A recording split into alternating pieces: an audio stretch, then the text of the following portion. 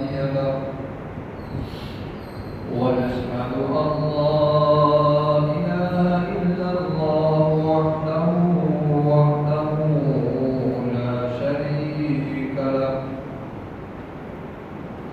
لا شريك له ولا مشير له ولا نظير له.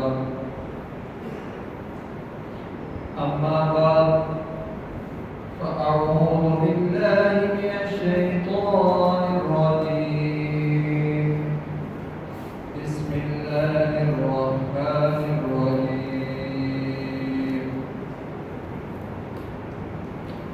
وإذ ابتلى إبراهيم ربه بكلمات فأتمهن قال إني جاعلك للناس إماما قال ومن ذريتي قال لا ينال عهد الظالمين. صدق الله العظيم وصدق رسوله النبي الكريم ونحن على ذلك لمن الشاهدين والشاكرين والحمد لله رب العالمين. اللهم صل على محمد وعلى آل محمد كما صليت على إبراهيم وعلى آل إبراهيم إنك حميد مجيد. اللهم بارك على محمد وعلى آل محمد كما باركت على إبراهيم وعلى آل إبراهيم إنك حميد مجيد.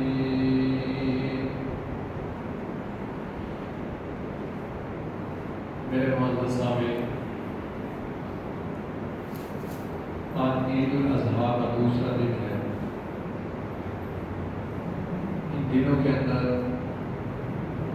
جو اللہ رب العزت کی ذات کو اپنے بندوں کا سب سے زیادہ پسندیدہ عمل ہے یوم نحر کو، وہ ہے خون بہانا،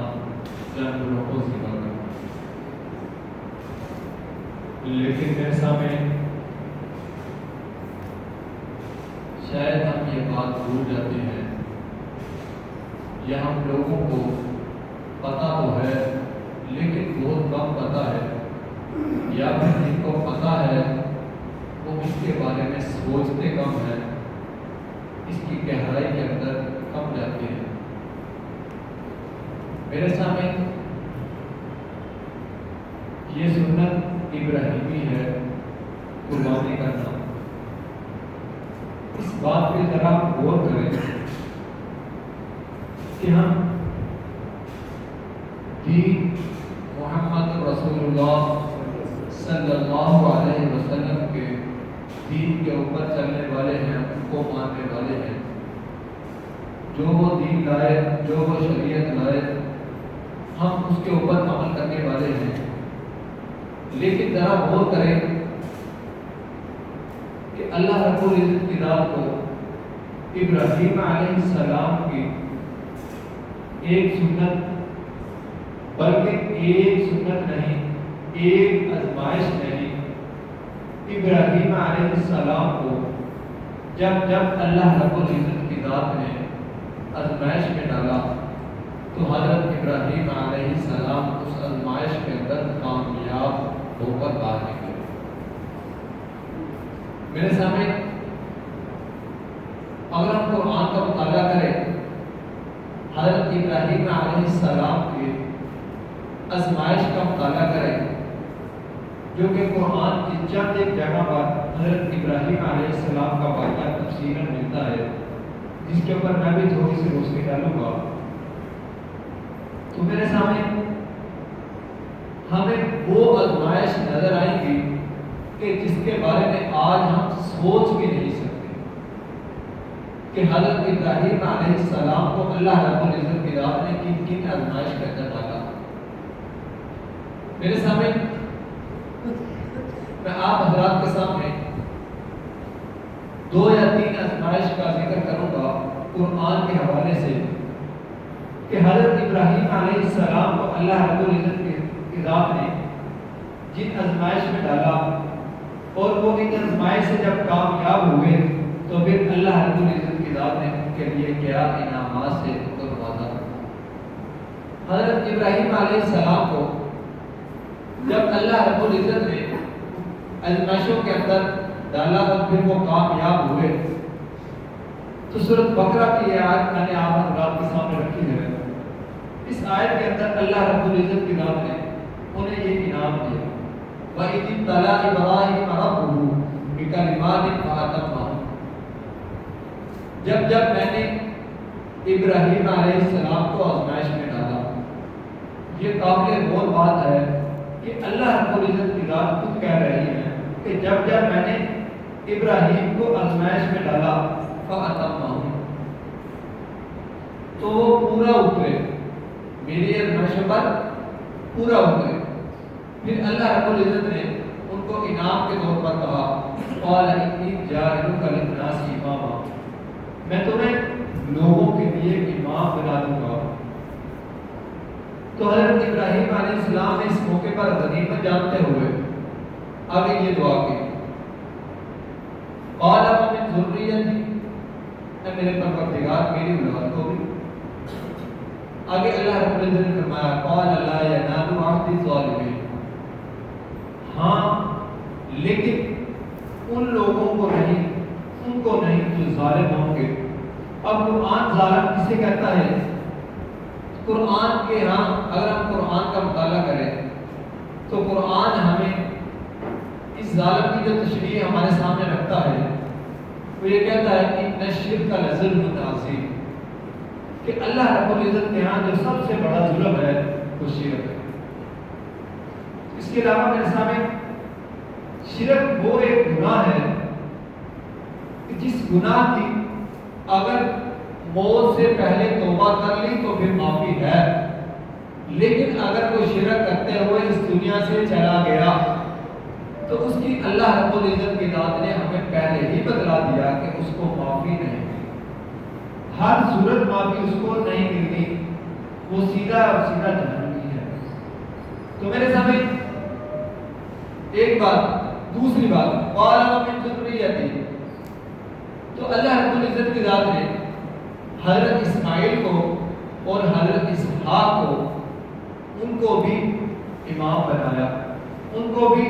رہبر بنایا، پیشوا بنایا، لیکن کچھ اولاد کو اللہ رب العزت کی ذات نے انہیں یہ امامت سے نہیں نوازا۔ تو میرے سامنے اب سب سے پہلے جو آزمائش آتی ہے حضرت ابراہیم علیہ السلام پر، سورۃ انبیاء، سب سے پہلے جب حضرت ابراہیم علیہ السلام اپنے باپ دادا کے گھر آنکھ کھولتے ہیں، وہاں پہ پرورش پاتے ہیں، تو وہاں پہ کیا دیکھتے ہیں؟ ان کی قوم، ان کے اہل و عیال بت بناتے ہیں اور بتوں کی پرورش کرتے ہیں، بتوں کو پوجتے ہیں، بتوں کی عبادت کرتے ہیں۔ تو میرے سامنے قرآن ہمارے سامنے یہ واقعہ اس طریقے سے رکھتا ہے کہ سورۃ انبیاء ہے، اس کے اندر اللہ رب العزت کی ذات نے کس طریقے سے ہمارے سامنے اس واقعے کو رکھا، اس آزمائش کو رکھا۔ قَالَ لَقَدْ كُنْتُمْ أَنْتُمْ وَآبَاؤُكُمْ فِي ضَلَالٍ مُّبِينٍ، ابراہیم نے کہا تم بھی گمراہ ہو اور تمہارے باپ دادا بھی گمراہ ہیں۔ قَالُوا وَجِئْتَنَا بِالْحَقِّ أَمْ أَنْتَ مِنَ اللَّاعِبِينَ، وہ بولے کیا تمہارے پاس واقعی حق لائے ہو یا ادھر ادھر کی باتیں کر رہے ہو؟ تو میرے سامنے حضرت ابراہیم علیہ السلام کہنے لگے قَالَ بَلْ رَبُّكُمْ رَبُّ السَّمَاوَاتِ وَالْأَرْضِ الَّذِي فَطَرَهُنَّ وَأَنَا عَلَىٰ ذَٰلِكُم مِّنَ الشَّاهِدِينَ۔ ابراہیم نے کہا بلکہ میرا پروردگار آسمان اور زمین کا بنانے والا ہے۔ اب اس بات پہ غور کریں، جب حضرت ابراہیم علیہ السلام کو انہوں نے دعوت دی ابراہیم علیہ السلام نے جب ان کو کہا کہ تم ادھر ادھر کی ان کی کیوں پوجا کرتے ہو، ان کی کیوں عبادت کرتے ہو، تو وہ کہنے لگے تم ادھر ادھر کی باتیں کیوں کر رہے ہو، یعنی کہ ان کی سمجھ میں بات نہیں آئی۔ تو حضرت ابراہیم علیہ السلام نے دلیل کے طور پر کہا کہ میرا پروردگار تو وہ ہے جو زمین کو بنانے والا ہے، آسمان کو بنانے والا ہے، سورج چاند کو بنانے والا ہے، یعنی کہ جو چیزیں ان کو سامنے نظر آ رہی تھی ان کے بارے میں کہا۔ تو کہنے لگے قال بل ربكم رب السماوات والارض الذي فطرهن وانا على ذلك من الشاهدين، میرا پروردگار بلکہ تمہارا پروردگار آسمان اور زمین کا پروردگار ہے جس نے ان کو پیدا کیا۔ آگے کہنے لگے وَتَاللَّهِ لَأَكِيدَنَّ أَصْنَامَكُمْ بَعْدَ أَن تُوَلُّوا مُدْبِرِينَ، اللہ کی قسم جب تم پیٹ پھیر کر چلے جاؤ گے تو تمہارے بتوں سے ایک چال چلوں گا۔ میرے سامنے جب حضرت ابراہیم علیہ السلام کو ابراہیم علیہ السلام نے ان کے سامنے یہ دعوت رکھی تو انہوں نے اس بات کو اگنور کیا کیونکہ ان کی سمجھ میں بات نہیں آئی۔ اب اس موقع پر کہیں ان کا ایک میلہ لگا ہوا تھا، تفسیر ابن کثیر کے اندر یہ تفصیل واقعہ موجود ہے سورۃ صافات کے اندر۔ تو وہ اس میلے کے اوپر اس قوم جانے لگی تو حضرت ابراہیم علیہ السلام نے کہا چلو تم اس طریقے سے میری بات کو تو نہیں سمجھ سکے، لیکن میں تمہیں دوسرے طریقے سے اپنی بات کو سمجھاؤں گا کہ تم میلے پہ جاؤ تو میں تمہارے بتوں کے ساتھ ایک ایسی چال چلوں گا کہ تم مجبوراً میرے سامنے میری بات سننے کے لیے ضرور کھڑے ہو جاؤ گے، ضرور میری بات پہ توجہ دو گے۔ تو جب میرے سامنے مختصر یہ ہے کہ جب وہ گئے اور پھر جب واپس آئے تو جب آ کے انہوں نے دیکھا کہ بت ٹوٹے پڑے ہوئے ہیں، کسی کا کندھا نہیں، کسی کے بازو نہیں، کسی کا سر نہیں، تو قرآن یہ واقعہ ہمارے سامنے اس طریقے سے رکھتا ہے فَجَعَلَهُمْ جُذَاذًا إِلَّا كَبِيرًا لَهُمْ لَعَلَّهُمْ إِلَيْهِ يَرْجِعُونَ، پھر ان کو توڑ کر ریزہ ریزہ کر دیا مگر ایک بڑے بت کو نہ توڑا، وہ اس کی طرف رجوع کریں۔ حضرت ابراہیم علیہ السلام نے چھوٹے بتوں کو توڑ دیا لیکن بڑے بت کو نہیں توڑا۔ قالوا من فعل هذا بآلهتنا إنه لمن الظالمين، جب وہ آئے اور آ کر کہنے لگے کہ یہ ہمارا حال یہ بتوں کا حال کس نے کیا ہے، وہ بہت ہی ظالم بندہ ہے۔ تو قرآن آگے یہ نقشہ ہمارے سامنے اس طریقے سے رکھتا ہے قالوا سمعنا فتى يذكرهم يقال له إبراهيم، لوگوں نے کہا کہ ایک جوان ایسا ہے جو بتوں کو برا بھلا کہتا رہتا ہے، جو بتوں کے بارے میں اچھا نہیں سوچتا۔ تو وہ کہنے لگے قالوا فأتوا به على أعين الناس لعلهم يشهدون، تم یہیں ٹھہر جاؤ، تم نے جانا نہیں کہ گواہی کے طور پر تم حضرت ابراہیم علیہ السلام کے سامنے پیش ہو، ان کو کہو کہ تم نے واقعی بتوں کے بارے میں برا خیال تھا تمہارے دل اور دماغ کے اندر، تم نے ہی ایسا کیا ہے۔ قالوا أنت فعلت هذا بآلهتنا يا إبراهيم، جب حضرت ابراہیم علیہ السلام کو بلایا گیا تو ان کو کہا گیا کہ ہمارے بتوں کے ساتھ تم نے ایسے کام کیا ہے۔ تو حضرت ابراہیم علیہ السلام کہنے لگے قال بل فعلوا كبيرهم هذا فاسألوهم إن كانوا ينطقون، اب حضرت ابراہیم علیہ السلام نے بہت ہی اچھے طریقے سے اور احسن انداز سے ان کے سامنے یہ بات رکھی کہ مجھ سے کیا پوچھتے ہو، ان بتوں سے پوچھ لو جن کی تم عبادت کرتے ہو، ان کے ساتھ یہ معاملہ کس نے پیش کیا۔ اب حضرت ابراہیم علیہ السلام کا اس سے اچھا کوئی طریقہ ہو سکتا تھا، اس سے بڑی اور دلیل کیا ہو سکتی تھی اپنی قوم کے لیے۔ اب وہ کہنے لگے فَرَجَعُوا إِلَىٰ أَنفُسِهِمْ فَقَالُوا إِنَّكُمْ أَنْتُمُ الظَّالِمُونَ، انہوں نے اپنے دل میں غور کیا تو آپس میں کہنے لگے بے شک وہ بے انصاف ہے. اب وہ بات دل کے اندر کہہ رہے ہیں, آواز سے نہیں, زبان سے نہیں کہا, دل کے اندر انہوں نے سوچا کہ واقعی بات تو ایسے ہی ہے, یہ تو بے انصاف ہے, یہ تو بے انصافی ہے. اگر ہم اس کے ساتھ کچھ کریں گے, حقیقت کے اندر بات تو یہی ہے کہ ہم بتوں سے تو پوچھ نہیں سکتے, نہ یہ بتا سکتے ہیں, نہ ان کے سامنے جو نظر و نیاز رکھی ہوئی تھی وہ نہ کھا سکتے ہیں. تو میرے سامنے آگے قرآن کہتا ہے ثم نكسوا على رؤوسهم لقد علمت ما هؤلاء ينطقون. پھر وہ شرمندہ ہو کر نیچے نگاہ کر کے حضرت ابراہیم علیہ السلام سے بولے تم تو جانتے ہو یہ بول نہیں سکتے, تم تو جانتے ہو یہ بول نہیں سکتے. تو حضرت ابراہیم علیہ السلام نے کہا قال فتعبدون من دون الله ما لا ينفعكم شيئا ولا يضركم. ابراہیم علیہ السلام نے کہا پھر تم اللہ کو چھوڑ کر کیوں ان کی پوجا کرتے ہو, اللہ کو چھوڑ کر کیوں ان کی عبادت کرتے ہو جو کہ نہ تمہیں فائدہ دے سکتے ہیں, نہ تمہیں نقصان دے سکتے ہیں, نہ ہی اپنی حفاظت کر سکتے ہیں. تو آگے کہنے لگے اُفِّلْ لَكُمْ وَلِمَا تَعْبُدُونَ مِن دُونِ اللَّهِ أَفَلَا تَعْقِلُونَ. تف ہے تم پر اور جن کو تم اللہ کے سوا پوجتے ہو, کیا تمہیں عقل نہیں رکھتے؟ حضرت ابراہیم علیہ السلام نے ان کی خوب کلا سنی اور انہیں شرمندہ کیا کہ تمہیں شرم نہیں آتی, تم ان کی پوجا کرتے ہو. تو میرے سامنے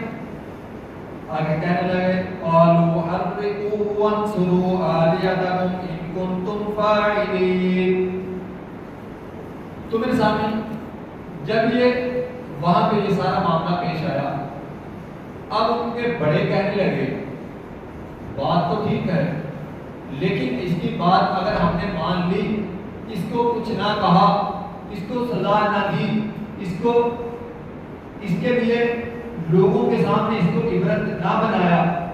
تو پھر ہمارے اندر اور بھی لوگ اٹھ جائیں گے, اور بھی لوگ یہ بات کہنا شروع کر دیں گے. تو میرے سامنے اس وقت پھر حضرت ابراہیم علیہ السلام کو انہوں نے کہا کہ آگ جلاؤ اور اتنی زیادہ جلاؤ اور پھر اس کو اس کے اندر پھینک دو. تو میرے سامنے حضرت ابراہیم علیہ السلام کو جب پھینکنے لگے تو بخاری شریف کی ایک حدیث ہے, حضرت عباس رضی اللہ عنہ کہنے لگے, حضرت عباس رضی اللہ عنہ نے فرمایا کہ حضرت ابراہیم علیہ السلام نے اس وقت کہا حسبنا اللہ و نعم الوکیل, کہ میرے لیے میرا اللہ ہی کافی ہے. میرے سامنے یہاں پہ ایک بات غور کر لیں کہ اگر کسی کو کوئی مشکل پیش آئے, کوئی آزمائش آئے, تو 3 کلمات ایسے ہیں اللہ رب العزت کے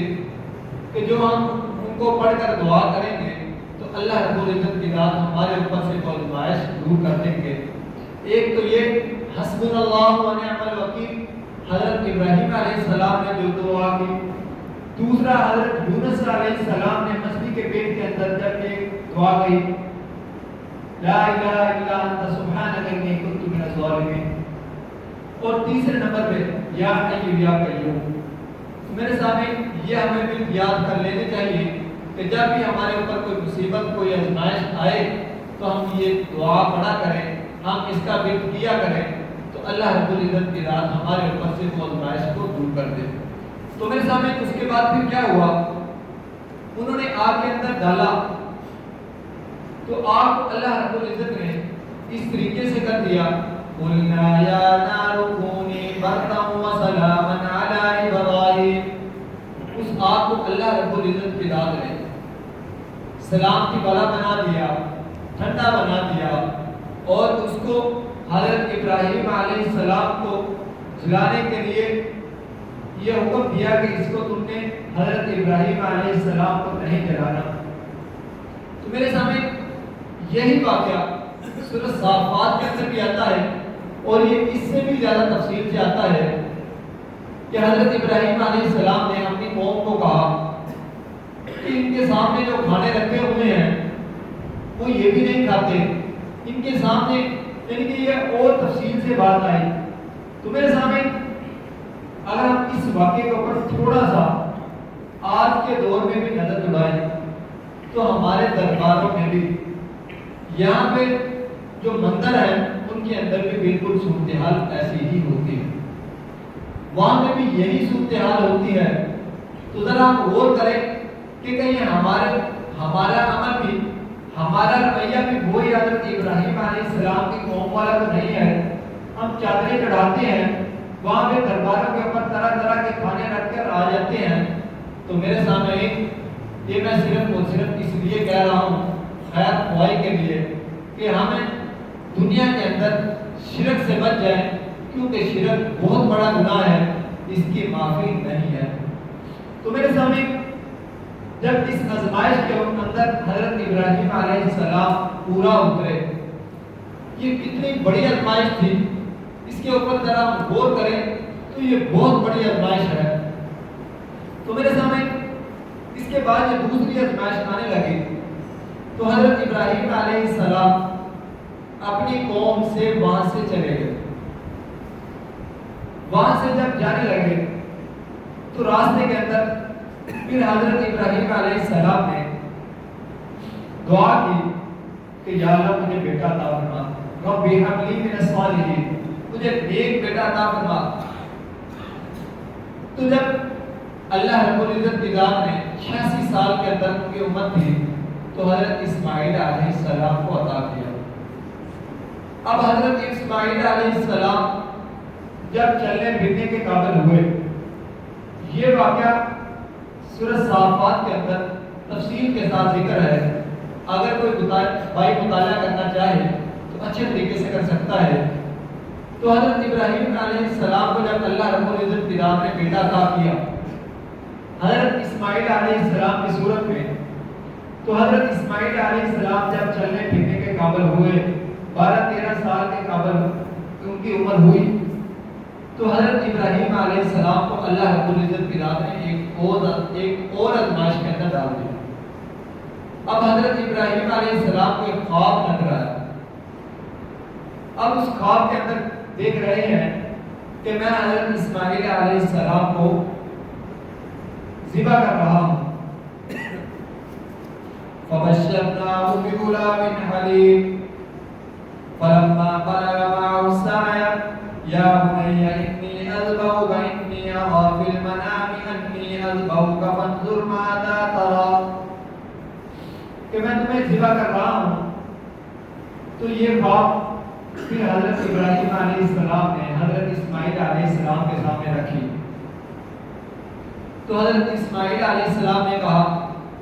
ستجدنی انشاءاللہ من الصابرین، قال یا ابت افعل ما تؤمر ستجدنی انشاءاللہ من الصابرین. اے میرے پیارے ابا جان، آپ اپنی خواب کو پورا کریں، انشاءاللہ مجھے صبر کرنے والوں میں پاؤ گے. اب ذرا غور کریں کہ حضرت ابراہیم علیہ السلام کو تو اللہ نے آزمائش میں ڈالا ہے، لیکن حضرت اسماعیل علیہ السلام تو ابھی چھوٹے بچے ہیں، ان کو تو اتنی سمجھ نہیں آئی. لیکن یہاں پہ ذرا غور کریں کہ حضرت ابراہیم علیہ السلام کی تربیت کیسی ہوگی کہ حضرت ابراہیم علیہ السلام ایک باپ اپنے بیٹے کو یہ بات کہہ رہا ہے کہ میں تمہیں ذبح کرنے والا ہوں، تو بیٹا بھی آگے یہ جواب دے رہا ہے کہ ابا جان تم یہ عمل کرو، مجھے صبر کرنے والوں میں پاؤ گے. تو میرے سامنے جب حضرت ابراہیم علیہ السلام اپنے بیٹے کو ذبح کرنے کے لیے لے کر چلتے ہیں تو راستے کے اندر شیطان آتا ہے. جو حج کرنے کے لیے جاتے ہیں حاجی حضرات، وہاں پہ وہ شیطانوں کو کنکریاں مارتے ہیں. تو وہاں پہ شیطان نے بہت برا بلا کہا کہ یہ تو ایک خواب تھا، یہ کوئی اللہ کا حکم تو نہیں. حضرت ابراہیم علیہ السلام کو الگ سے کہا، حضرت اسماعیل علیہ السلام کو الگ سے کہا، اور یہاں تک کہ اماں ہاجرہ کو الگ سے کہا. لیکن نہ ہی حضرت ابراہیم علیہ السلام نے بات مانی، نہ ہی حضرت اسماعیل علیہ السلام نے بات مانی، اور نہ ہی اماں ہاجرہ نے بات مانی۔ تو میرے سامنے پھر جب یہ حضرت ابراہیم علیہ السلام ان کے گلے کے اوپر چھری چلانے کے لیے حضرت اسماعیل علیہ السلام کو لٹایا،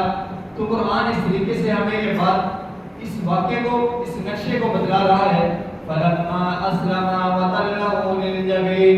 جب دونوں نے حکم مان لیا اور باپ نے بیٹے کے ماتھے کے بل لٹا دیا، تو آگے اللہ رب العزت فرماتا ہے قَدْ صَدَّقْتَ الرُّؤْيَا، تم نے خواب کو سچ کر دکھایا۔ إِنَّ هَذَا لَهُوَ الْبَلَاءُ الْمُبِينُ، یہ بہت بڑی آزمائش تھی۔ اب یہ بات اللہ رب العزت خود کہہ رہے ہیں، إِنَّ هَذَا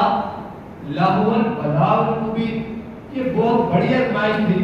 ذرا غور کریں جس کو اللہ رب العزت کی ذات بڑی کہہ رہے ہیں کہ یہ کتنی بڑی آزمائش تھی۔ میرے لیے یہ واقعہ سنانا تو آسان ہے، آپ حضرات کے لیے سننا یہ واقعہ بہت آسان ہے،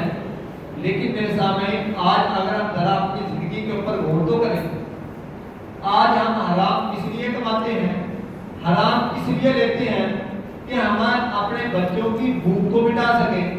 ہم اپنے بچوں کی سہولتیں دے سکیں، ہم اپنے بچوں کو اچھی سے اچھی تعلیم دے سکیں، اچھی رہائش دے سکیں، اچھے مستقبل کے لیے نہ آج ہم حلال اور حرام کی تمیز نہیں کرتے۔ تو میرے سامنے حضرت ابراہیم علیہ السلام کی زندگی میں اگر غور کریں تو اللہ نے ایک خواب کے ذریعے حکم کیا، تو حضرت ابراہیم علیہ السلام نے اس خواب کو سچا کر دکھایا، اور پھر سچا ہی نہیں کیا بلکہ اللہ رب العزت کی طرف سے یہ گواہی بھی آ گئی کہ ابراہیم یہ بہت بڑی آزمائش تھی، لیکن تم اس خواب کے اوپر بھی، اس میری آزمائش کے اوپر بھی پورا اترو۔ تو میرے سامنے آگے سر یہ ہے کہ اس کے بعد ایک اور پھر بہت بڑی آزمائش ہے کہ اللہ رب العزت نے اس سے پہلے ایک آزمائش جس کا واقعہ میں نہیں بتا سکا کہ حضرت اسماعیل علیہ السلام کو کہ ویران بیابان جہاں بھی آج مکہ ہے، بیت اللہ ہے، صفا اور مروہ ہے، اس جگہ کے اوپر بھی چھوڑ کر گئے، اور پھر بیابان نہ وہاں پہ کچھ تھا اس وقت، اور نہ ہی وہاں پہ لوگ تھے، نہ ہی وہاں پہ پانی تھا۔ تو میرے سامنے اماں ہاجرہ نے جو وہاں پہ، اماں ہاجرہ کی جو سنت آج ہم وہاں پہ زندہ کرتے ہیں، ان الصفا والمروہ من شعائر اللہ، کہ اماں ہاجرہ کا تڑپنا وہاں پہ جو پھر حضرت اسماعیل علیہ السلام کے ایڈیاں رگڑنے کی وجہ سے جو زمزم کا کنواں وہاں پہ نکلا، اور پھر اماں ہاجرہ نے اس وقت کہا کہ زمزم ٹھہر جا، اور پھر زمزم کنویں کا نام بھی زمزم پڑ گیا۔ تو میرے سامنے ان واقعات کو ذرا غور اپنے سوچیں، ان کے اوپر ذرا غور تو کریں کہ یہ کتنے بڑے بڑے واقعات تھے۔ تو آج اگر ہم اپنی زندگی کے اوپر غور کریں، آج ہم یہ بات کہیں کہ اللہ بہت غفور الرحیم ہے، اللہ نے ہمیں جنت کے اندر تو بھیج ہی دینا ہے، تو میرے سامنے بھی یہ ہم شاید اپنے آپ کو دھوکہ دے رہے ہیں۔ اللہ رب العزت کی ذات نے ہمیں ہر طریقے سے آزمانا ہے۔ اب یہاں پہ اللہ رب العزت کی ذات کی آزمائش آئے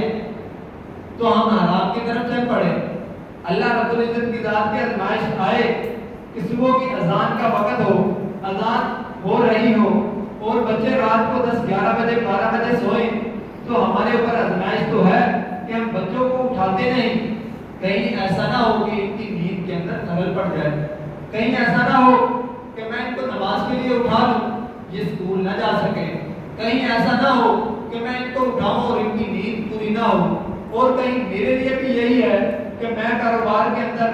دکان کے اندر مصروف تھا، دن کے اندر اپنے کام کاج میں مشغول تھا، لیکن صبح کی اذان حی علی الصلاۃ حی علی الفلاح کی آواز آئے کہ اللہ رب العزت کی ذات کہے کہ آؤ کامیابی کی طرف، تو میرے سامنے میں کروٹ لے کر سو جاؤں کہ میں نے صبح اٹھ کر کام کرنا ہے، میں نے صبح فلاں کام پر جانا ہے، میں نے یہ ڈیوٹی کرنی ہے، تو میرے سامنے کہ ہم ان چھوٹی چھوٹی آزمائش کے اوپر ترنا نہ اترے، کہیں پہ کوئی جھوٹ بول کر ہمیں زیادہ فائدہ ہو رہا ہے تو ہم جھوٹ بولنے میں ذرا برابر بھی شرم نہ کریں، ذرا برابر بھی ہم تھوڑا سا نہ جھکے، تھوڑا سا نہ رکے کہ ہم فوراً جھوٹ بول دیں کہ مجھے اس سے کتنا زیادہ فائدہ ہو رہا ہے۔ تو میرے سامنے اسی طرح کتنی زیادہ آزمائش ہیں جو کہ آج ہم غور ہی نہیں کرتے، آج ہم اس بات پہ غور ہی نہیں کرتے، صرف اور صرف اس بات کے چکر میں پڑے ہوئے ہیں کہ میری دنیا آسان ہو جائے، مجھے دنیا کے اندر ہر سہولت میسر آ جائے، میں دنیا کے اندر آرام سے زندگی گزار سکوں۔ تو میرے سامنے اس طریقے سے جنت نہیں ملے گی۔ ہمیں جنت ملے گی تو اللہ کے سارے حکموں کے اوپر عمل کرنا ہوگا، رسول اللہ صلی اللہ علیہ وسلم کی بتائی ہوئی سنتوں کے اوپر عمل کرنا ہوگا، اور صرف یہی نہیں، ہمیں اپنی زندگی کے اندر بھی دین کو لانا ہوگا، اور صرف اپنی زندگی کے اندر ہی نہیں بلکہ اپنی گلی محلے میں، گاؤں میں، شہر میں، یہاں تک کہ اس پورے ملک کے اندر، اور صرف یہی نہیں بلکہ پوری دنیا کے اندر اسلامی حکومت، اسلامی نظام کا نفاذ کرنا ہوگا، تب جا کر ہماری قوم میں پوچھ نہیں ہوگی۔ لیکن میرے سامنے آج ہم یہ باتیں تو عجیب و غریب لگتی ہیں، میں اپنی ذات کے اوپر بھی اسلام کو نافذ نہیں کر سکتا، تو اپنے ملک کے بارے میں ہم کیا کہیں گے؟ تو میرے سامنے اگر میں اسی طریقے سے چلتے رہے تو پھر آج جن آزمائش کے اندر سے ہم گزر رہے ہیں، یہ آزمائش تھمنے والی نہیں ہے، یہ آزمائش ختم ہونے والی نہیں ہے، بلکہ یہ آزمائش بڑھے گی، اور اتنا بڑھے گی کہیں اتنا نہ بڑھ جائے کہ ہمیں بھی یہ تباہ و برباد کر دے۔ تو میرے سامعین، ہمیں اپنے اللہ کی طرف رجوع کرنا ہوگا، ہمیں رسول اللہ صلی اللہ علیہ وسلم کی سنت کی طرف آنا ہوگا۔ جب ہم ان دونوں حکموں کے اوپر آئیں گے تو پھر ہمارے لیے زندگی آسان ہوگی، اگر ہم ان کی طرف نہ آئیں تو ہماری زندگی مشکل سے مشکل تر ہوتی جائے گی۔ اللہ رب العزت کی ذات ہمیں صحیح طریقے سے دین اسلام کے اوپر چلنے کی توفیق عطا فرمائے۔ وآخر دعوانا الحمدللہ رب العالمین۔